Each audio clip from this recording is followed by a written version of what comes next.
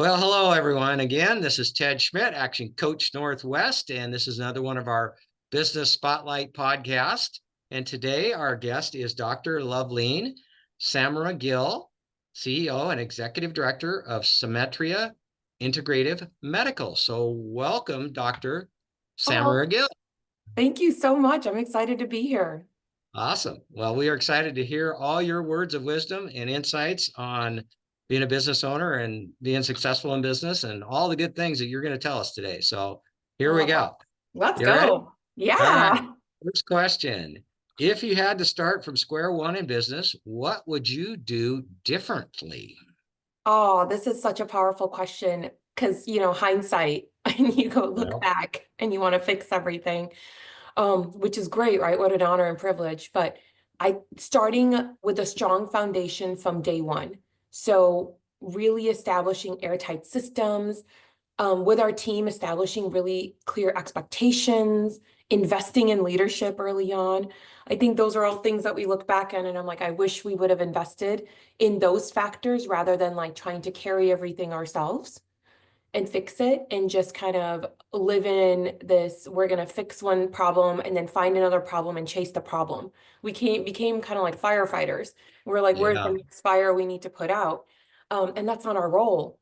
And it just something you just had to click, I think, over the time and where we're super strong now, but that wasn't the case at the beginning. So I definitely would have done that sooner. That it would have accelerated our growth tenfold, and we would have Yeah. avoided a lot of unnecessary challenges.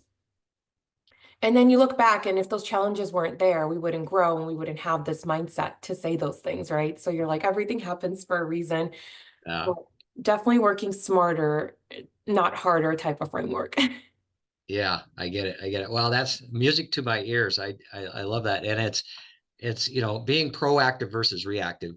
I think a lot Yeah. of business owners, when they start out, are just reactive. They're just reacting to everything, and they don't think about they need to slow down to speed up and actually Yeah. create the systems and build the team and set the expectations and all that. Anyway, so that's all good. Oh, that's Oh, awesome. you got it, Ted. All You right. know. All right.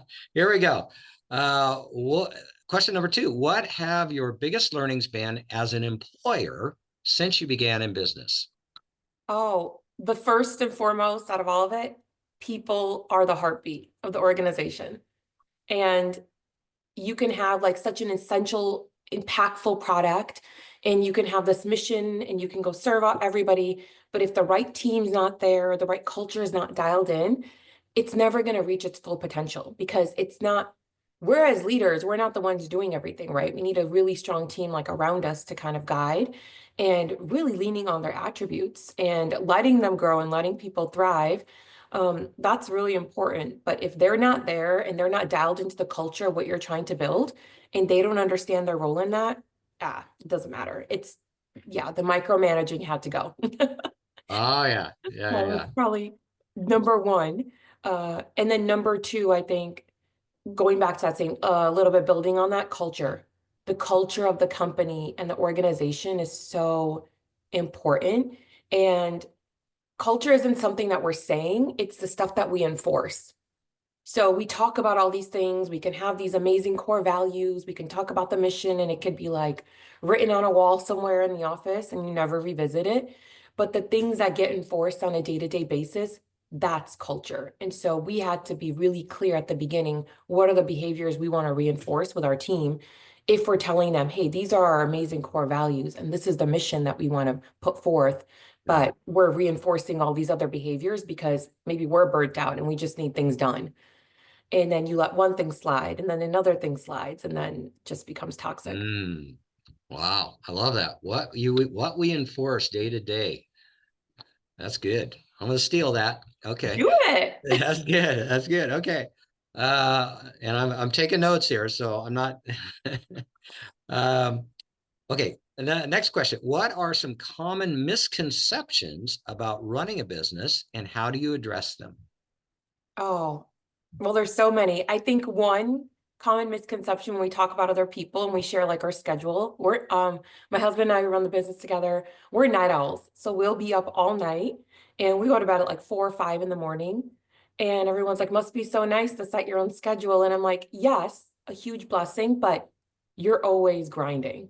Like everything we do, since we're partners in this business and partners in life, is set up to talk about this company and moving it forward, and all the team that's there, all the people that we employ that are helping us push this mission forward.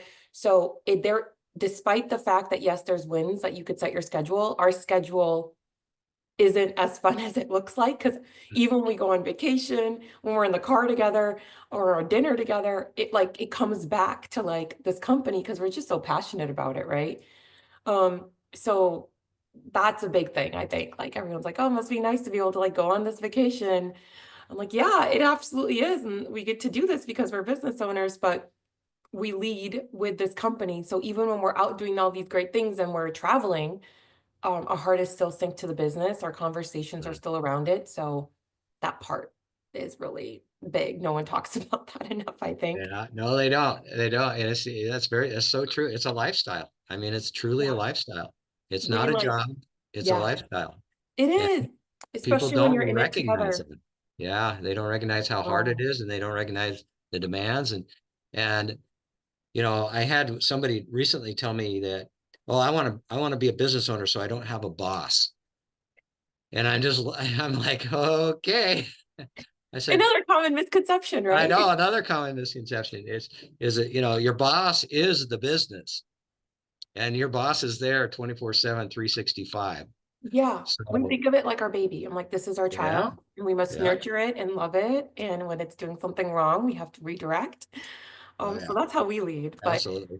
I another one I think I is, did try not to laugh when he said that, but I was doing the best I could. Anyway, okay. oh man, Okay, we're sailing along here. Okay, what do you attribute your growth to? oh, so many factors. I think that's like a bigger, we could break that up into parts. One is like innovation. Symmetria like thrives on being very innovative. And our job is to give patients access to high quality healthcare without invasive procedures and really lead forward with education. So we have to be so innovative, like relentlessly so. And we have to continue to thrive to educate patients on this innovation, right? Because there's so much stuff out there. Access to healthcare and education looks so different than it did even 5, 10 years ago because of social media, right? So Hmm. people are just like, they could go on and they could put something into like ChatGPT, or they can get WebMD or Google or TikTok, and there's so many people infiltrating you with information all the time. And so that's really big, and we have to be innovative and stay on top of that. Um, Patient-centered care, that's at the heart of what we do. It's like our lifeline. We have to be so passionate about it, like unwaveringly so. And we are a company, like I think culture of our company, we demand excellence. So those are like the probably key things that can attribute to like our growth. And if we continue to invest in those factors and we like silo those things, all these other factors fit under it. But we've just decided we're not going to settle. We're not going to settle for mediocrity. We don't want to be mediocre. We don't want to just have a fair exchange. We want to exist in like abundance. And that's really big. That's in order, we're a small business and we have all these people that we hire, our team, right? That they have all Yeah. these dreams as well. So we're not just responsible for the care that we're giving our patients. We're responsible for like this team of people that are telling us, hey, these are my professional goals and these are my financial goals. And this is a family I'm needing to like provide for. And this company needs to like be able to do X, Y, and Z. And we have to tell them, yeah, we can do that. But this is the exchange we're asking for. We're going to say, we're going to put in long hours, and we're in a business of healthcare that demands us to be there and present. And so if you can buy into that culture, awesome, we're here to meet you. And so doing stuff like that, which is like pushing boundaries, I think there's so many factors. Yeah, there's a lot. Yeah, there is a lot. And it's developing the team is, yeah. Okay. How do you balance your personal life with the demands of running a business? You've kind of talked about that a little bit already. A So little bit, not well at the beginning. I remember when we first got married and we got started, my husband and I, he started the business. I came on later on, and everything we did it's our baby and it's in this beginning infant stages of a company and it demands all this attention from you, which you don't realize, right? When you're starting to get into it, because there's not a playbook on how to like lead. So we're like figuring that out. And I was in the middle of my doctoral degree at the time. And so we were navigating that. And it just was so demanding. And everything we did, we were living in like a 670 square foot condo at the time with one bathroom. Wow. We drove to work together. We came home together. We took our lunches together. We share an office together. So all those parts, like our marriage, because we were in the early stages, we had just gotten married, and that revolved around the business. So much of our conversation, even like our time as husband and wife, were revolving around the business. And if things went bad, we would just sit there and like just kind of dump on each other and say, this is so frustrating. And we would just kind of really spiral and get into it. And we had to start to establish boundaries. Like it's not work-life balance, I would say. It's work-life integration. How do we integrate these two things that we're super passionate about? One being our marriage, one being this business, and then being very, I think, realizing we have to be very intentional with our time. So I'm going to now start to protect my personal time as fiercely as I would my business goals. So if there's like a meeting on the schedule, or I've made a commitment to doing X, Y, and Z in the community, or giving that set amount of time to patients, that's how intentional we are with our time with each other. Because this marriage is at the foundation of everything we do. And we have to be dialed in and we have to be on the same page, and lead with love and kindness if we're going to be able to give that to other people. So, and then also understanding, I think at the beginning, it's like we have to do everything ourselves. And if we want it done right, we're going to have to just do it because no one else can do it as good as we can do it, Hmm. which isn't true, right? Like, Superhero it, syndrome. Yeah. yeah, like only I'm capable of doing this, which is, oh God, Yeah. how toxic. But it's about then getting a team that can do the things that we want them to do. And they understand their mission in that. And we're not going to micromanage, but then letting them lead and handing that off to them and saying, I trust you to do this part. Like, I know that I've seen your competencies. You've shown me time and time again. We've highlighted the things that you need to work on. You've like adjusted those things. I love it. And this is the goal. So I want you to get to this goal, and just being very clear about that and then letting them do it, because that's how we're going to operate at a high level. We're not going to be involved in every detail, and we shouldn't be. That's not our role in the company. Yeah.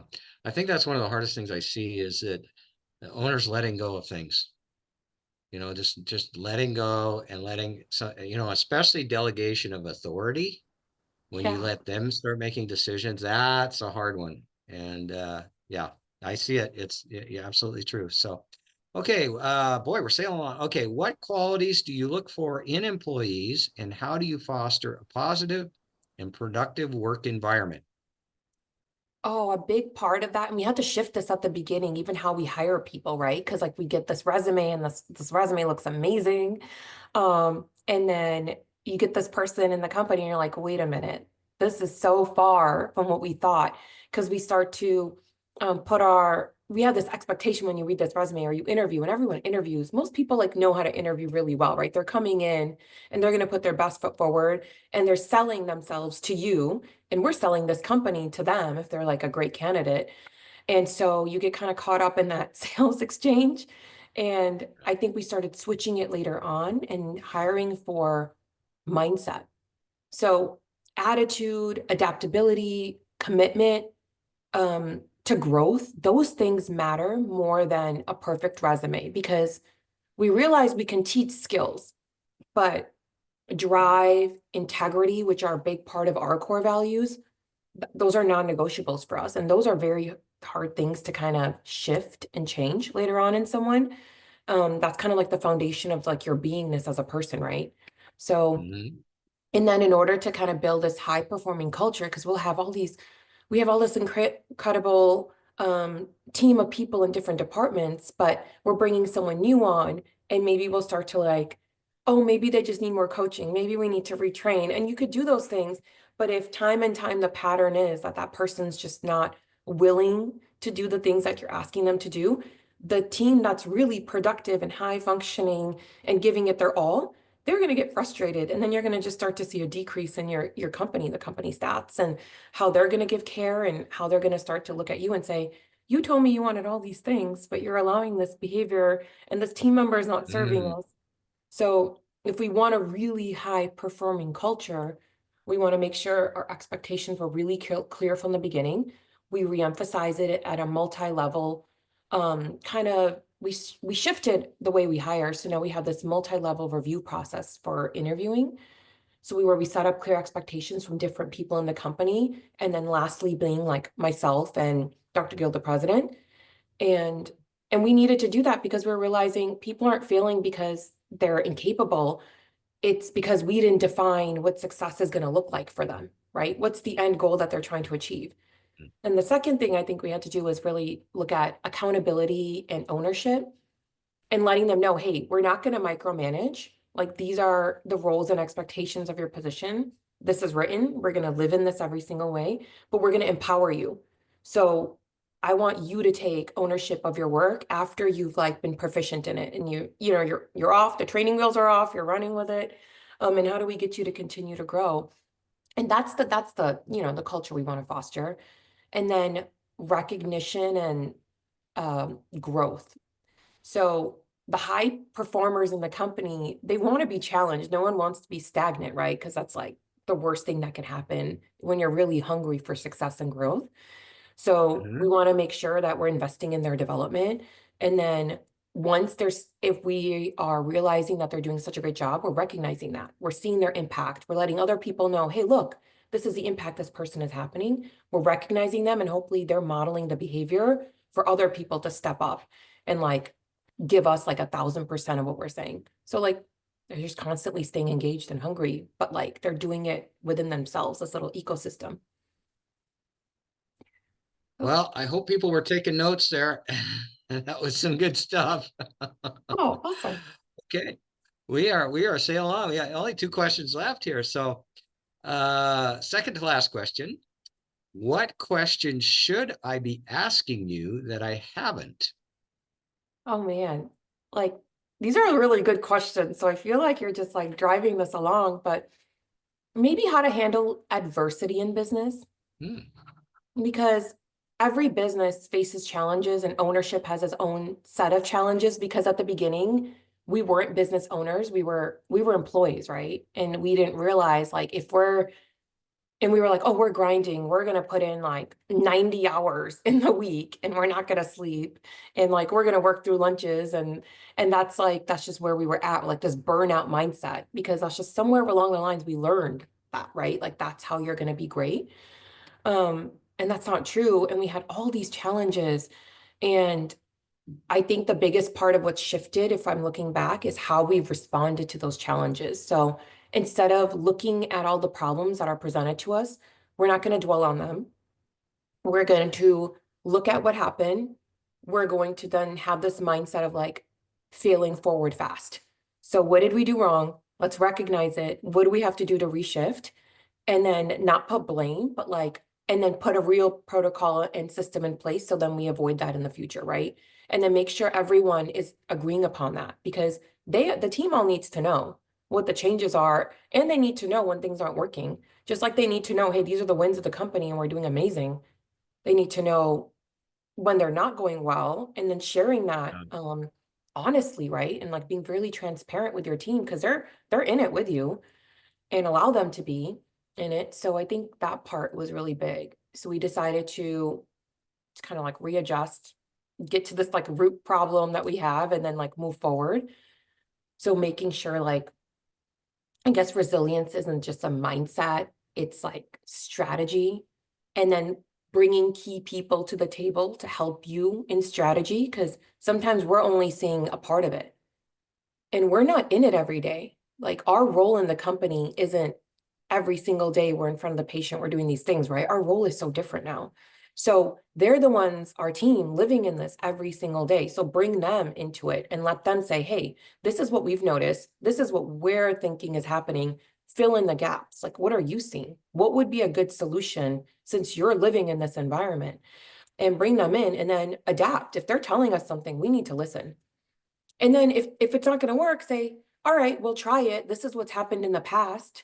And if it's not going to cause harm to the business, it's not going to cause harm to the patients, let them run with it. Like, and then see if it didn't work. And they'll realize, hey, this is what we were talking about. Like, we've done this in the past and this didn't work, but I really needed you to see this. And so now looking back, what are some things you would shift?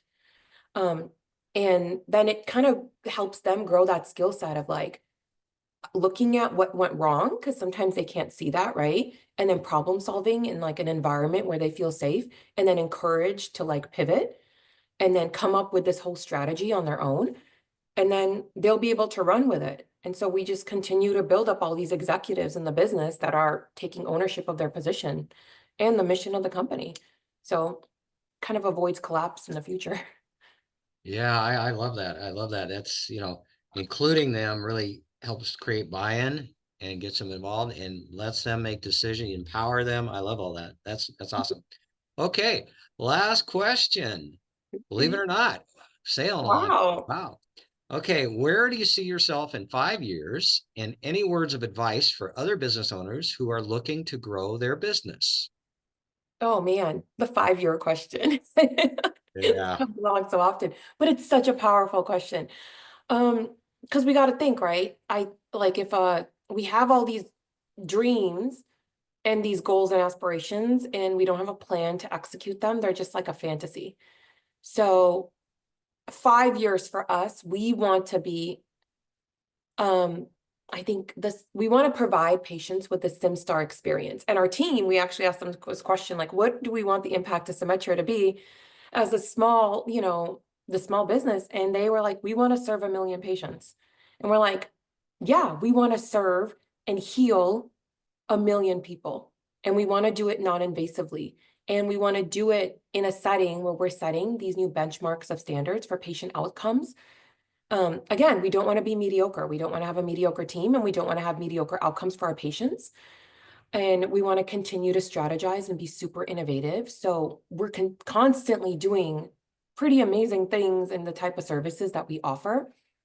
And we bring our team, to the table, and we say, what can we do if the outcomes aren't great? And let's help think of something, and let's go to the research. And what are other countries doing that we're probably not doing? And how do we bring that here to the States, and looking at the legal compliance of that?